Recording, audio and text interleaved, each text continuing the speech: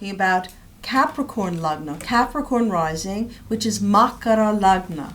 So the characteristics of Capricorn rising have to do with the planet Saturn, which is the energy of focus, limitation, longevity. It's also about very early childhood and your elderly years, your more than mature years.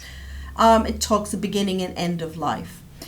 Capricorn is all about status quo, it's endurance, it's very ambitious, and they, like the animals connected to the Saturn energy, are the combination between the mountain goat and the fish. So it rules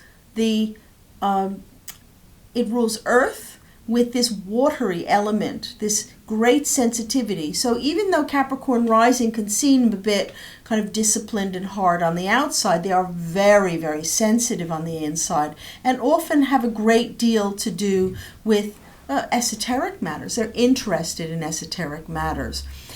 If we're talking about the animal again, we're talking it from an Indian point of view as Makar, and the Capricorn rising is ruled by Saturn, which is Shani, and Makar is the animal that is called the alligator. So again, instead of the goat with the fish, alligators are like that. They are amphibious. They can live on the land and in the water. And they hide in the water and they wait in the water for what they are seeking to come to them. And then they snap. So, a very, very good signature for the planet Saturn. Now, as a rising sign, physiologically, it's Earth, and therefore it tends to be shorter in stature. Earth signs tend to be shorter in stature. And I noticed that for Capricorn rising, they have very high cheekbones, very defined faces, and they often have quite square jaws, and that square jaw is the sign of determination. And if it's anything that is Saturn rising, it's all about determination. It can be about government, it can be interest in large groups, politics. And Capricorn is the natural ruler of the 10th house. So the 10th house is all about how the public perceive you. It's about status. It's about where actually you in your chart are pointing yourself towards achievement in your life that needs to be recognized. So actually, these Capricorn rising individuals can go the long term. They can be very determined and patient in order to get to their goals. So for the houses or the planets that become of extreme importance for Capricorn rising, Venus is a great planet for those people who are Capricorn rising. Venus rules the Trikona house, so it automatically rules the 5th house, and she automatically rules the 10th house also as well. So 10th house being the house of career, public status, public image. So these two houses become very, very strong. Venus becomes a very, very strong planet for those people who are Capricorn rising. The Sun has somewhat of a tough time because the Sun rules the 8th house. The 8th house, as I pointed out earlier on, it's a house of challenges, it's a house of the transformation, it's the place where we really enter the deep, dark places.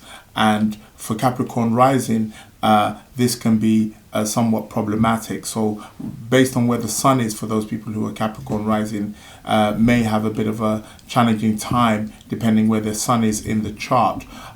Also do go to the website for the mythology on Saturn. The reason why I'm pointing at Saturn is because Saturn is the planet that does rule Capricorn, and there is a strong link and a strong connection and a strong mythology about the story of the planet Saturn and the Sun of a tough time. Mars too also has somewhat a bit of a tough time as well. He does rule one of the Kendra houses, which is the fourth house, but Mars ruling the fourth house, because the fourth house is to do with the home, is to do with the mother, is to do with our family background. Sometimes it can bring some a strong aggression or unstableness within that particular region, and Mars also becomes the ruler of the 11th house too. So these particular houses become very, very crucial for people who are Capricorn rising also. What's interesting, of course, about Capricorn or Shani is that it is the planet of lessons, isn't it? Yes. And so often, wherever Shani is ruling in your chart, you will find that there are a lot of lessons to be learned, things about limitation or loss, not necessarily in a bad way, in a good way. You have to let go of some things in order for to make room for new things to come in, and that's why it can be challenging. Mm-hmm. Yes, because it's essentially about internalizing your own sense of authority. Saturn is that stern master. Wherever he is placed in our chart, he's showing us where we need to take some form of responsibility.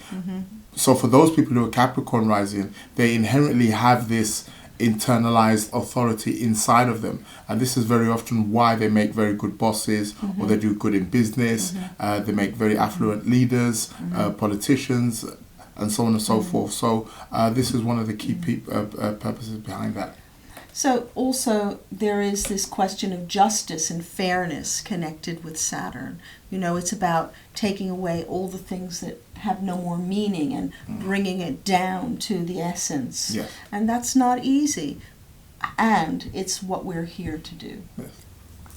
Also, for those people who are Capricorn rising, Mercury becomes extremely important, because Mercury ends up ruling the 6th house, becoming the lord of the 6th house, but also the lord of the 9th house. And the 9th house is an auspicious house. It's a house of great luck. There's lots of knowledge, a wealth of knowledge in the 9th house. It's the house of the guru. So those people who are Capricorn rising tend to have an innate inner wisdom about them, or seeking that wisdom.